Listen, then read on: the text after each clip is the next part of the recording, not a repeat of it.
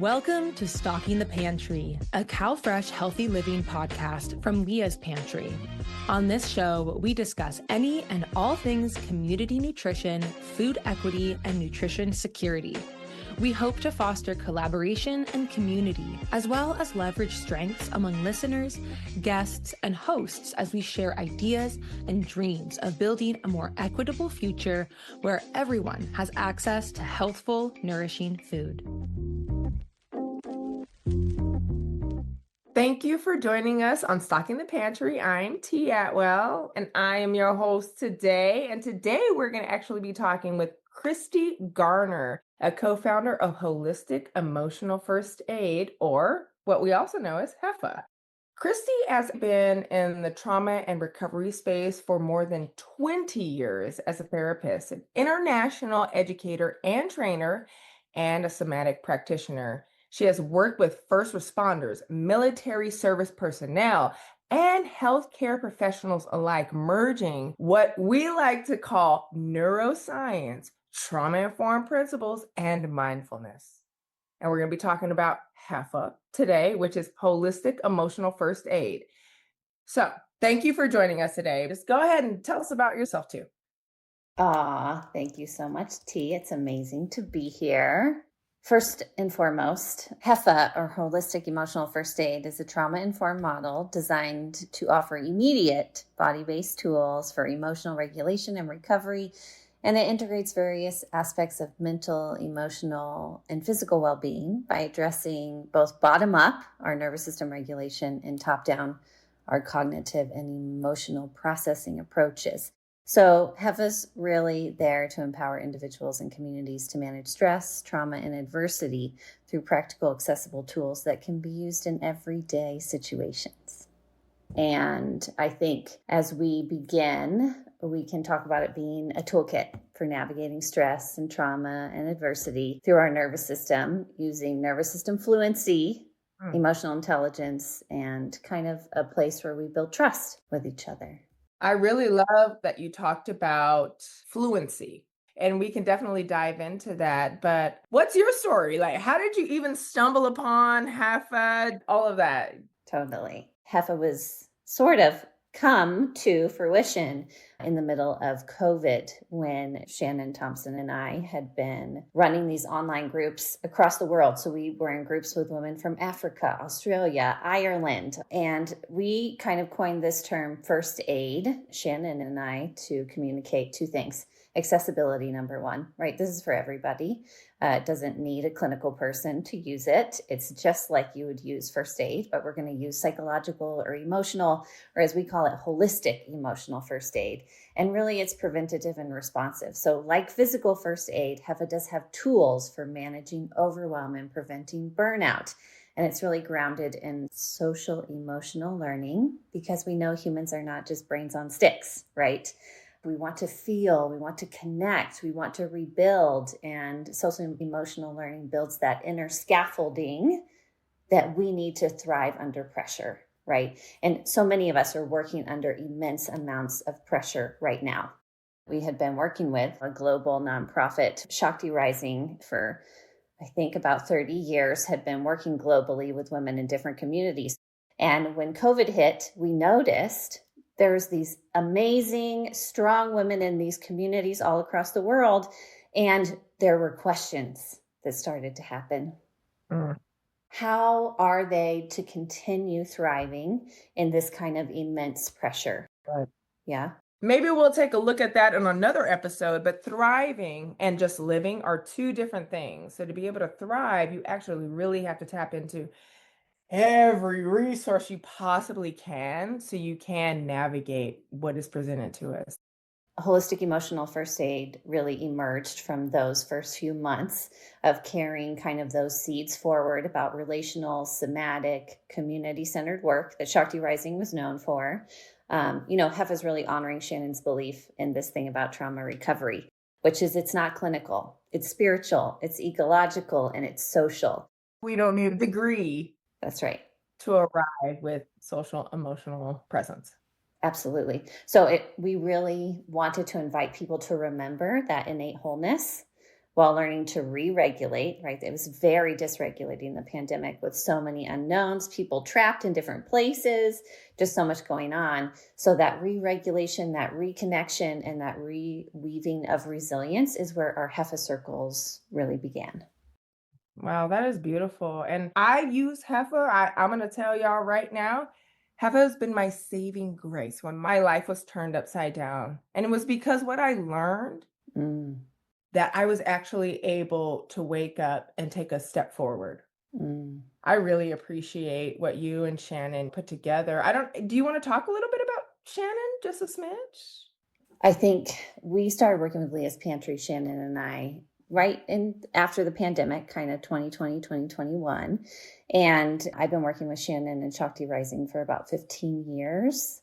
Shannon started Shakti Rising in her early 20s. And it was to understand healing as both a personal and a collective process. And really her life's work in Shakti was rooted in reclaiming wholeness through embodied leadership, community resilience, and that systemic transformation, right, from the inside out.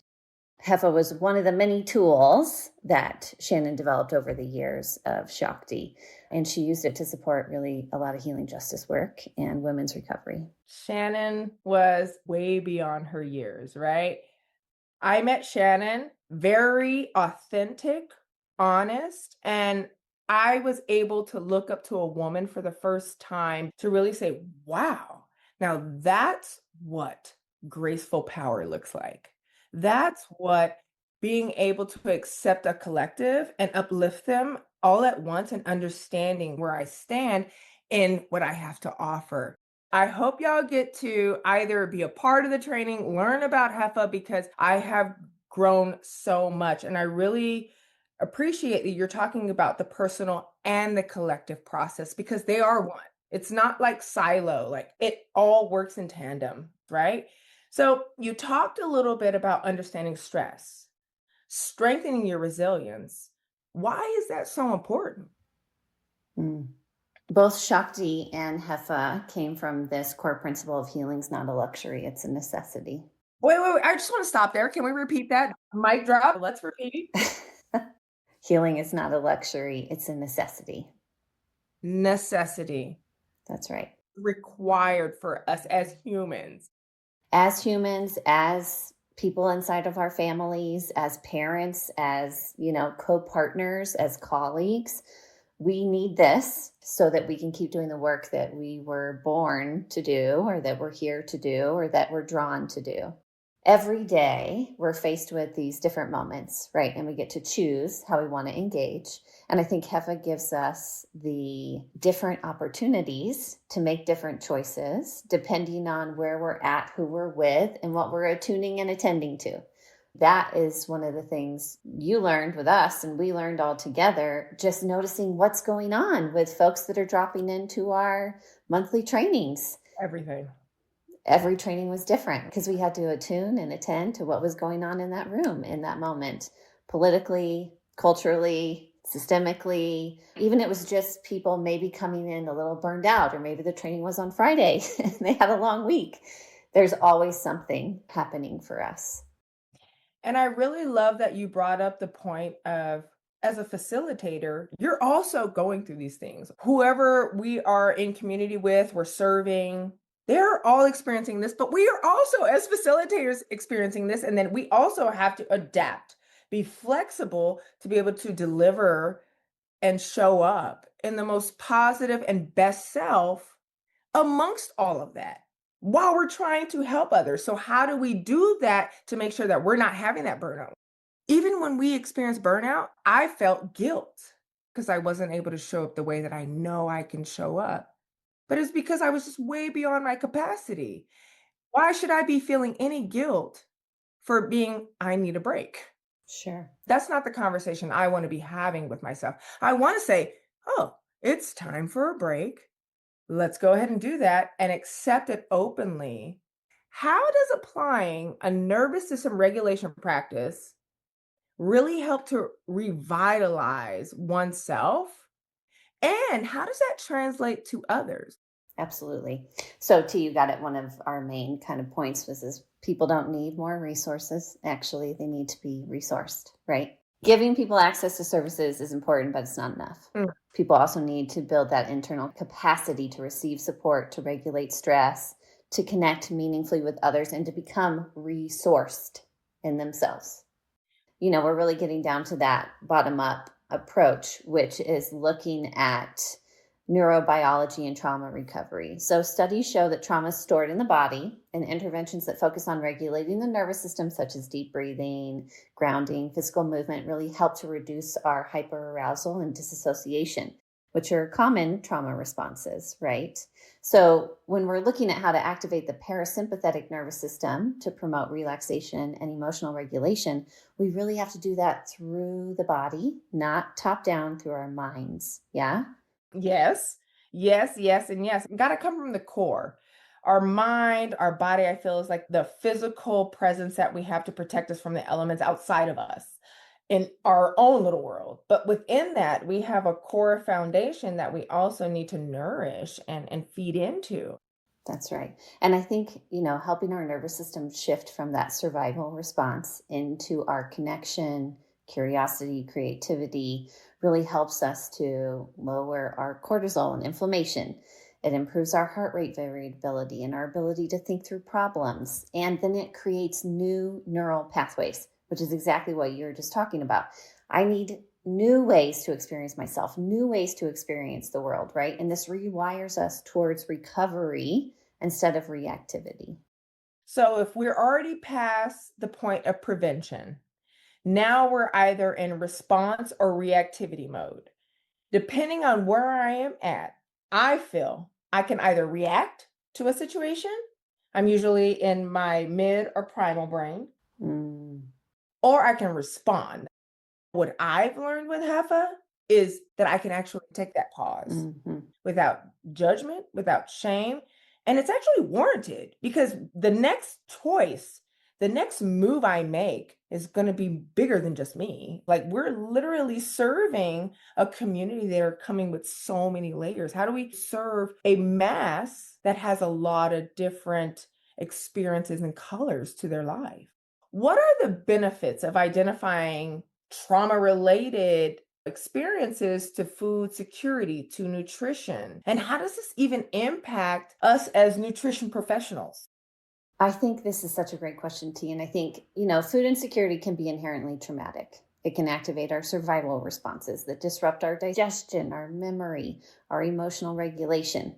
A lot of folks out there working in this sector dealing with definitely stress, number one, and then maybe some aspects of this traumatic experience. And when nutrition professionals understand this, they can shift from this model of trying to figure out what's wrong to looking at it from a trauma-informed principle to really try to deepen trust and foster connection, which is going to help us to increase our program engagement, right? We want to sustain behavioral change. We want to help in big ways to change their lives, but also we want to attune and attend to what's happening right now in the moment. So when we feel there's nothing we can do, sometimes right now in the face of policy changes or culture, these co-regulation practices or attuning and attending really helps us stay connected to where we can support, where we can step in, and where we can take a stand with our folks and with the resources that we have for them.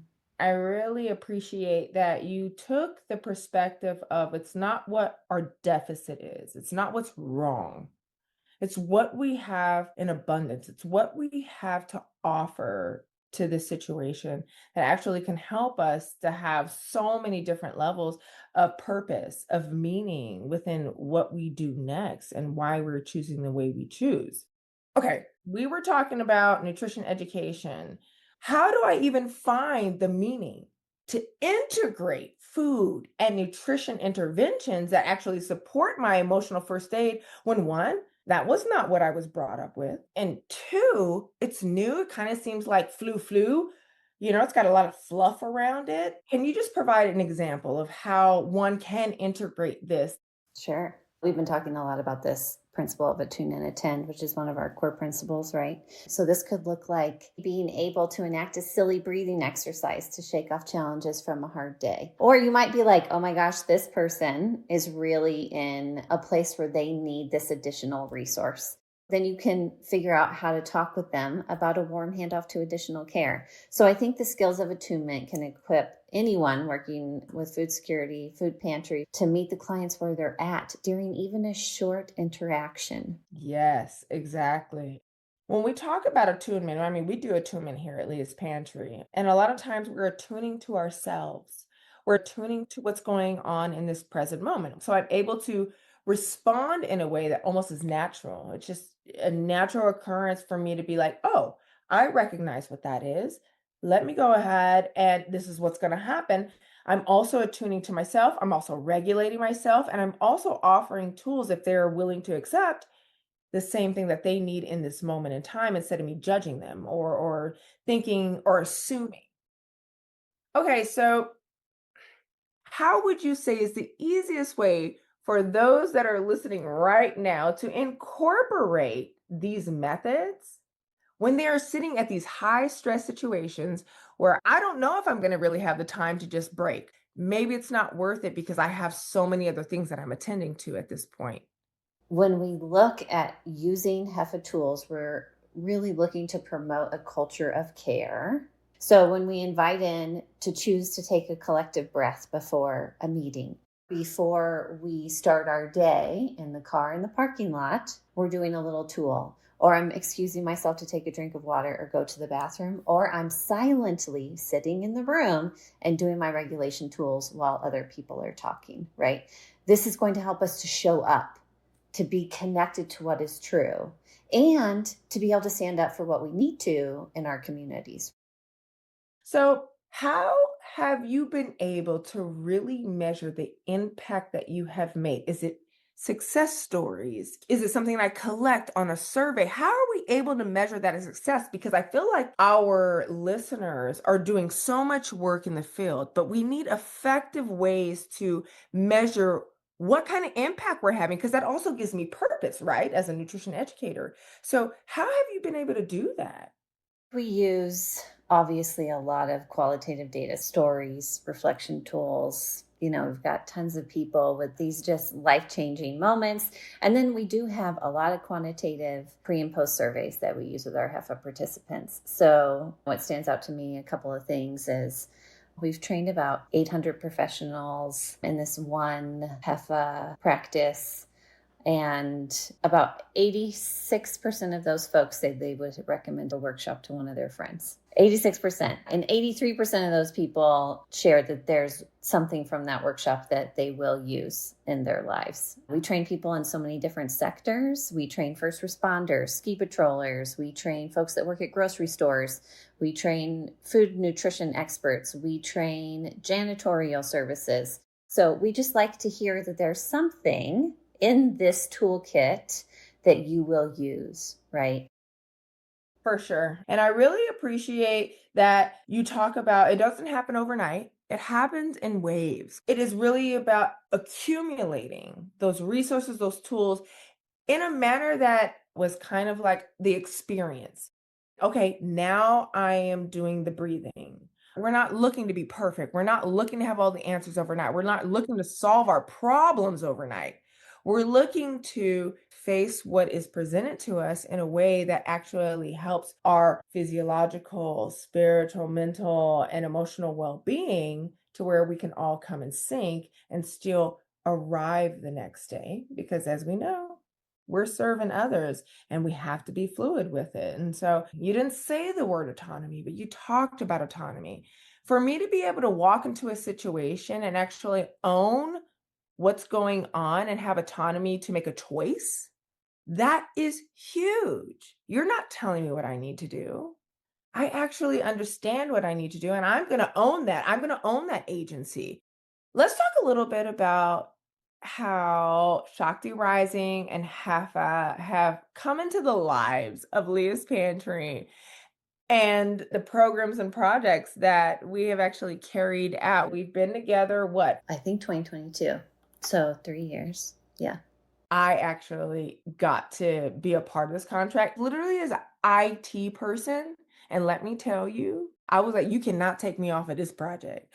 I'm gonna be here for the whole project because every time I walk away with something, And I just feel more fulfilled. I feel more within myself and more authentic to who I am without apology. So let's talk a little bit about our project with Leah's Pantry, what we had going on, what we was doing. Sure. Our historical relationship, T, we were doing the quarterly trainings across Leah's Pantry, and we have had quite a few folks participate with us in those trainings.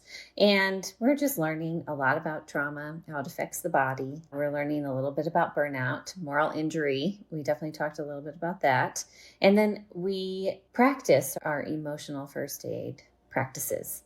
And then y'all gave us some amazing feedback about how you're putting those into practice.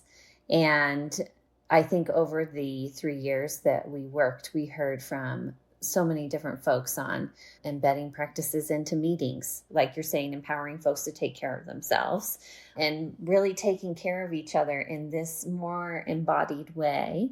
And I think that as we have learned, we are also busy. And looking forward, we've talked about our new online video project so that everybody can have access to these tools whenever they need them and whenever it feels good for them. Our up and coming self-paced online course combining HEFA with trauma-informed teachings will really serve the frontline professionals across the board in rural communities, our busy communities, and we've got the embodied practices in both English and Spanish.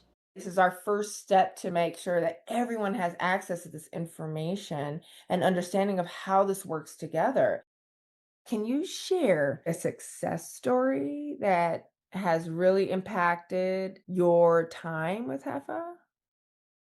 So up in Montana, we partner with an amazing organization called Be Well, and they're peer navigators in their community or volunteers. And they've been trained in HEFA tools, and they're teachers in training, a lot of them teaching HEFA workshops to people in their communities.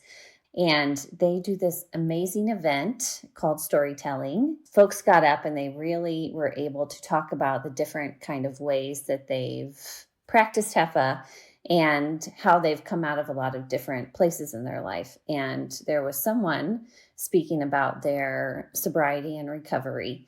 And there was a 20-year-old kid there with his mom. And during the storytelling, the HEFA teacher was talking all about his use of HEFA tools and how much this means for his recovery. And that young man just walked out. His mom kind of followed him out to the parking lot, checked in with him, said hey, if you want to talk about it, I'm here for you.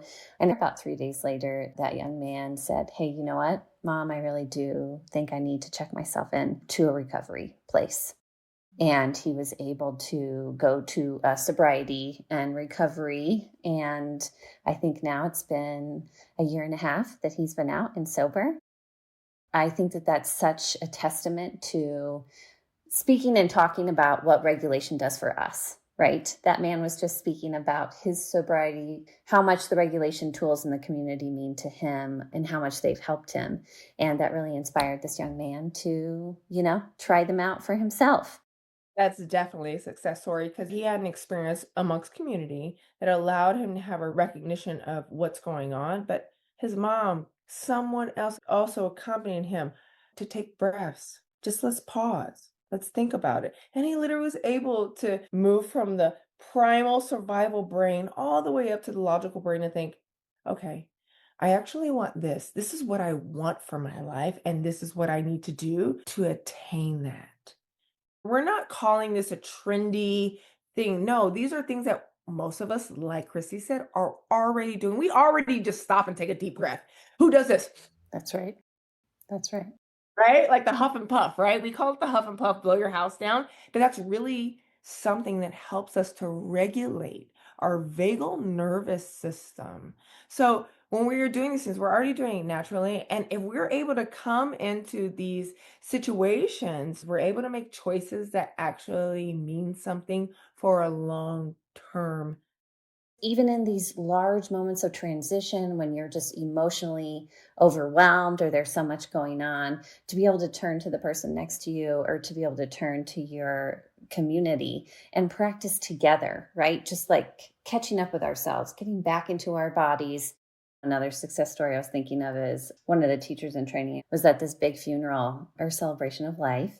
And the mother of the person that had passed was like, hey, can you just lead us in some HEFA tools together? Being with what is, right? Not trying to change it, but just catching up and then being able to move on from there. And I think that those little moments are also quite pivotal, right? That keep us engaged and connected. And something as simple as let's all breathe together during the middle of this celebration of life can be such an impactful experience. And I'm not trying to fix anything, because you will walk away with the same emotions that we probably came today with the celebration of life. You are all navigating this transition of this individual in a different way. But guess what? As a collective, we're able to come together, share a moment, be one with each other, to fuel each other up silently, and then really walk away to be able to feel like I'm a little bit stronger to experience what I'm just experiencing right now. Because we all know that comes in different layers when we are walking a transition of life. What inspires you, Christi? Like, what inspires you to continue to do this work? Like, what motivates you? I think over my 20 years of working as a trauma therapist in many different communities all over the world, this universal wish to belong, number one, and to be understood and accepted. And I think through HEFA, we keep seeing how these emotional first aid tools create the spaces where people can reconnect with themselves in ways that truly heals. As I see folks just learning and leaning in and thriving, that's what I think keeps me going. And, one of the things I was thinking about when we were preparing for today, T, was, we've done this with Leah's Pantry and all of these amazing workers all over the West Coast. And we've done this with folks working with refugee populations. We've done this with folks answering domestic violence calls. And we've done it with sheriff's office and police officers. And I just keep thinking, if we can all reconnect, right, and keep building this place where we can come from a more emotionally attuned place of self-compassion, I think it's going to be a great movement for our entire country and for everybody inside of it, because it's world changing, right? It's not just changing myself, but it's watching other folks change in their communities with their families, no matter what little area they're in. Well, that's what we're going to do. And that's exactly what I hope everybody's able to attain. And I know that it'll probably be its own podcast itself, but you actually touched upon vicarious trauma. As a professional, I am taking on a lot of what I call baggage. And how do I unload that baggage to where it doesn't affect me? But also, being a human, of course, I have some kind of attachment to what I am hearing, what I am receiving. And I also have to work through that. But because of our line of work, we are going through that and have to also navigate that. So I'm going to just go ahead and bring it to the big question.